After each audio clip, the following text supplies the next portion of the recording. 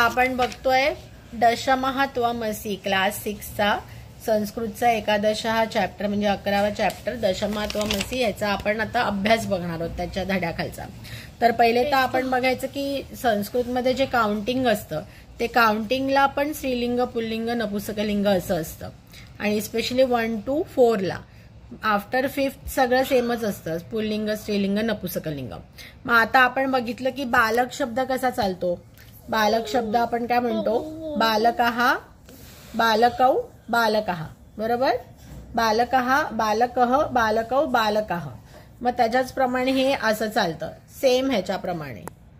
नंतर बालिका बालिका शब्दाची प्रथमा विभक्ती कशी चालते बालिका बालिके बालिकाः बरोबर आणि पुष्पम पुष्पे पुष्पाणि बरोबर। तर आता पहिल्या 3 ह्याच्यामध्ये कसं चालतं एकः द्वौ आणि त्रयः ओके म्हणजे एकः चालतं बालकः सारखं बालकौ म्हणून द्वौ आणि बालकः म्हणून त्रयः ओके।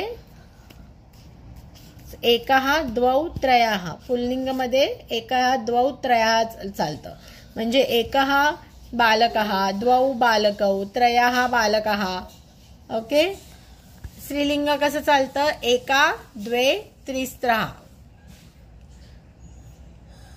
द्वौ द्वै द्वै एकः एका एकम आणि त्रयः तिस्रः त्रीणि त्रयः तिस्रः त्रीणि हे थोडं वेगळं चालतं ओके। परत चतुर्थीला सेमच चालतं जसं त्रयाला चालतं म्हणजे बालकः बालिका पुष्पाणि म्हणजे चत्वारः चतस्रः चत्वारि ओके।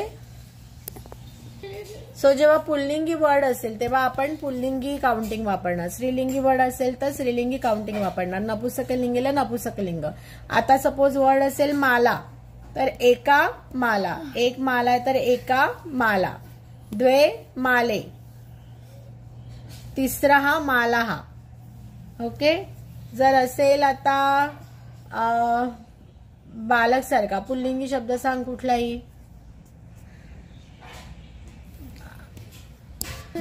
तो पथिक पथिक घेऊ शकता। मग एकः पथिकः द्वौ पथिकौ त्रयः पथिकाः ओके म्हणजे 3 पथिक 2 पथिक आणि 1 पथिक 1 वाटसरू असं। तर नपुंसकलिंगला पुष्पम एकम पुष्पम द्वे पुष्पे त्रीणि पुष्पाणि चत्वारि पुष्पाणि ओके। म्हणजे एकदा 1 2 3 संपले की 4 पासून जे सगळ्याचे आहेत ते आपण अनेक बहुवचनचाच हे करणार ओके।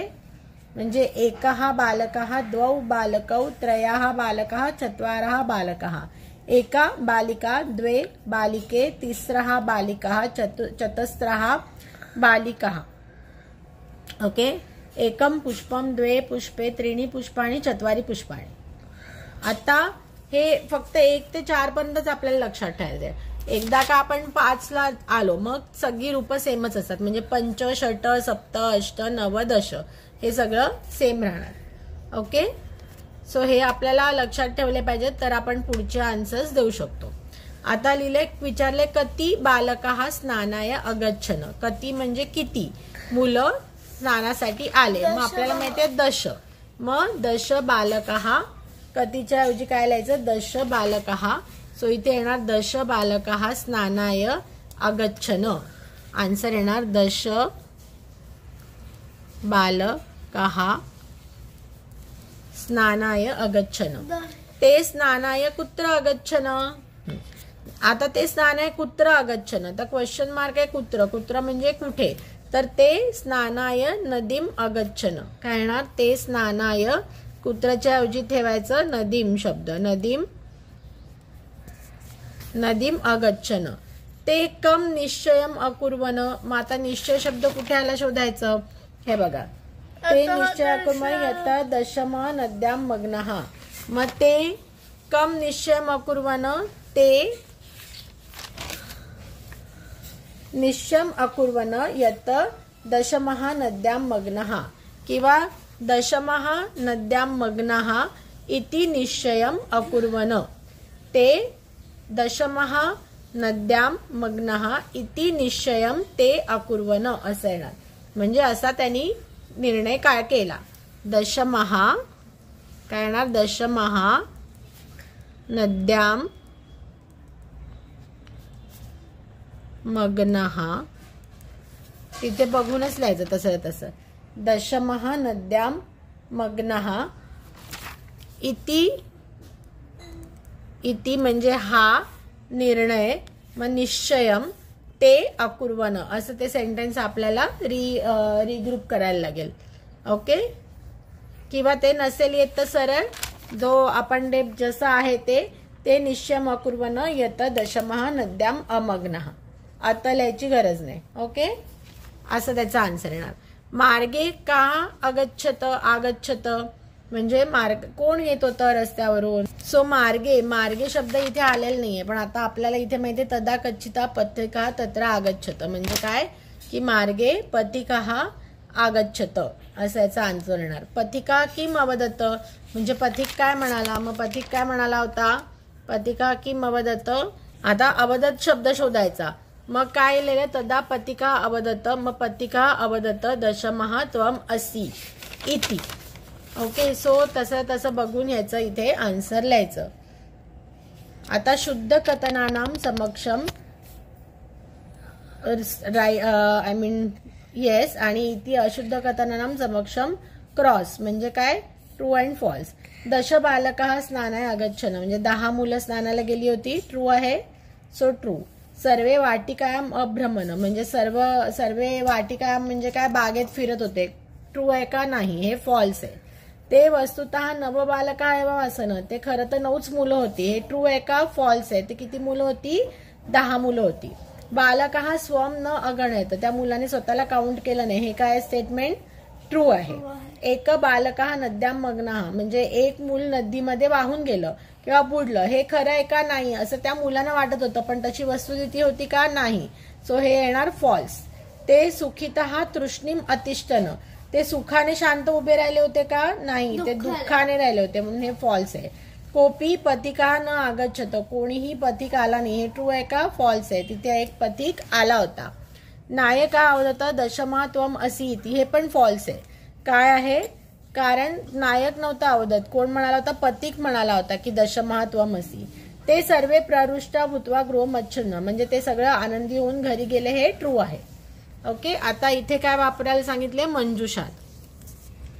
आता इथे जे मंजुषा आहे म्हणजे गणयित्वा म्हणजे मोजून, श्रुत्वा ऐकून, म्हणजे हे काय आहे, it is kind of continuous tense आहे, म्हणजे ती गोष्ट होते आता, किंवा ती दृष्ट्वा म्हणजे बघून, कृत्वा म्हणजे करून, गृहीत्वा म्हणजे घेऊन, त्रित्वा म्हणजे पोहून.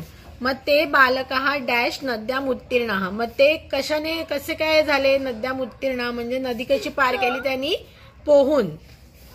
पोहून नदी पार केली. ते बालकः तीर्थवा नद्याम उत्तीर्णः.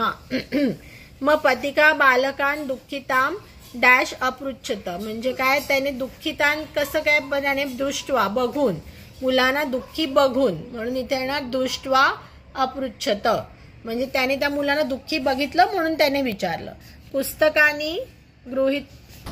पुस्तकानी डॅश विद्यालयाम गच्छ, मग आता पुस्तकं काय करणार, पुस्तकं घेऊन शाळेत जा, सो पुस्तकानी गृहीत्वा विद्यालयाम गच्छ.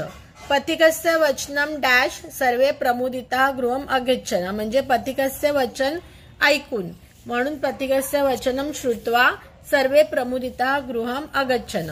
पथिका बालकान डॅश अकथयत दशमः त्वम असि, पथिकः बालकान गणयित्वा म्हणजे मोजून काय म्हणाला, दशमः त्वम असि म्हणून गणयित्वा. म्हणजे इथे तुम्हाला हे मंजुषा येण्यासाठी तुम्हाला या वाक्याचा अर्थ लावता आला पाहिजे आणि त्या शब्दाचा पण अर्थ माहिती पाहिजे.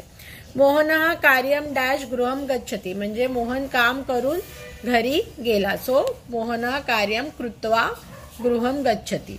सो 3-4 वेळा, जर नसेल येत लगेच अर्थ नसेल लागत तर 3-4 वेळा वाचायचं आणि मग अर्थ लावायचा प्रयत्न करायचा या आणि ह्याचा वाक्याचा. आता इथे त्यांनी काय सांगितलं, चित्र आणि दृष्ट्वाम संख्याम लिखत. आता इथे 1 2 3 4 5 6 8 आहेत, मग आता 8 आहेत आणि ते बॉल हे काय आहे, नपुसकलिंग आहे, पण किंवा ते खेळणं ते टॉय, पण इथे काय फरक पडणार का, कारण 8 आहेत. इफ मोर दॅन 4 तिन्ही लिंग सेमच होता म्हणून अष्ट कंदुकानी, काय येणार हे अष्ट कंदुकानी. आता इथे 3 आहेत, मग 3 चिमण्या आहेत, मग चिमणी म्हणजे चटका, पण मग चिमणीला काय म्हणतात? ती चिमणी. म्हणजे हे काय आहे? स्त्रीलिंग आहे. सो आपण कुठलं वापरणार? रूप स्त्रीलिंगाचं. त्रयः तिस्रः त्रीणी. मग काय येणार? हे तिस्रः वापरणार. म्हणून इथे काय येणार? तिस्रः चटकः. कुठलं रूप वापरणार? कारण जर आता इथे हे नसतं, आता इथे सपोज लिहिलं असतं की कोणीतरी पुल्लिंग आहे, म्हणजे तीन, आता सपोज 3 बॉल असते, तर 3 बॉलला काय लिहिलेलं असतं आपण? त्रीणी कंदुकाणी. काय लिहिलं असतं? त्रीणी कंदुकाणी. कारण 3 बॉल आहेत, बरोबर.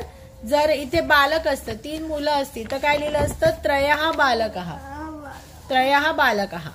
आता इथे पुस्तक आहे, पुस्तक एकच आहे, ते पुस्तक. पुस्तक म्हणजे काय? नपुसकलिंग. म्हणून काय येणार? कसं चालणार? एकम. म्हणून चालणार एकम. एकम एकाने नाहीये, एकः एका आणि एकम आहे. नपुसकलिंगामध्ये एकम आहे. ओके. सो एकम पुस्तकम. ओके. आता जर इथे 2 असती तर आलं असतं पुष्पे. म्हणजे एके पुस्तके, सॉरी एके कसं येणार? द्वे पुस्तके. काय आलं असतं? द्वै पुस्तके. आणि जर अनेक असती तर त्रीणी पुस्तकाणी. काय आलं असतं? त्रीणी पुस्तकाणी. आता इथे मोर आहे, मग मोर कसं चालणार? तो मोर. म्हणजे कसं चालणार? पुल्लिंग. आता मोर तो मोर, म्हणजे मोर पुल्लिंग आहे, मग कसं चालणार? तो बालक. म्हणजे आता 2 मोर आहेत, म्हणून काय येणार? मयूरव. म्हणजे मयूरव पण ह्याच्यावरून पण, म्हणजे द्वौ. मयूरो आहे द्वौ. ओके. काय येणार? द्वौ मयूरौ. राईट. द्वौ मयूरो. द्वौ कशाला येणार? द्वौ. द्वौ मयूरो. आता इथे 2 मुली आहेत, आता इथे बालिके, म्हणजे बालिकेसारखंच द्वे येणार. द्वे बालिके. आता 6 ताळे आहेत, जर 4च्या वरती असेल तर विचारच नाही करायचं. पंच षट सप्त अष्ट नवम दशम हे आपल्याला माहिती आहे. षट. ओके. हे सगळं नव आणि दश, नवम नाही, नव आणि दश हे सगळं लिहून बघायचं आणि लिहून याची प्रॅक्टिस करायची. म्हणजे इथे येणार षट ताला. आता इथे 5 आहे, म्हणजे परत काय येणार? पंचकपोतः. आणि 10 आहेत म्हणून दशपत्राणी. पण आता इथे जर 2च पानं असती किंवा एकच पान असतं, तर ते पान काय? नपुसकलिंग. म्हणून काय येणार? एकम पत्रम. ओके. द्वे पत्रे. त्रीणी पत्राणी. किंवा जर 4 पत्राणी. ओके. पंचप असेल तर पंचपण पत्राणी. म्हणजे एकदा का अनेक वचन झालं की मग बहुवचनाचंच रूप यूज करायचं असतं. ओके. पंचपत्राणी, षटपत्राणी, सप्तपत्राणी. आता ताला. ताला हा म्हणजे टाळाला काय? ते कुलूप. ते कुलूप नाही, कुलूपला आपण तो टाळा. ताला हा. तर संस्कृतमध्ये टाळा हा शब्द जो तो तालासारखा चालतं. म्हणजे आपण ते कुलूप म्हणतो मराठीत, तसं नाही चालत. म्हणून संस्कृतमध्ये ताला हा शब्द काय आहे?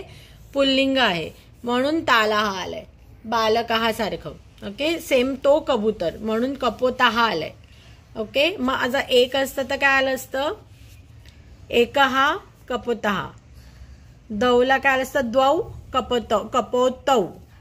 द्वौ कपौतौ. त्रयः कपोतः. 4 कपोतः. 5 कपोतः. 6 कपोतः. 7 कपोतः. 8 कपोतः. 9 कपोतः. 10 कपोतः. असे हे शब्द चालणार. ओके. हे तुम्हाला काउंटिंग विचारतील पेपरमध्ये की काउंटिंग कसं करायचंय. ओके. सो हे या 10व्या चॅप्टरचा अभ्यास पण झालेला आहे. तर तुम्हाला आमचे व्हिडिओ आवडत असतील तर आमच्या चॅनलला लाईक, सबस्क्राईब आणि शेअर करा. तुम्हाला अजून काही डिफिकल्टीज असेल तर आम्हाला कमेंटमध्ये विचारा, किंवा अजून काही तुम्हाला सूचना करायच्या असतील तर त्या नक्की करा. थँक्यू. धन्यवाद.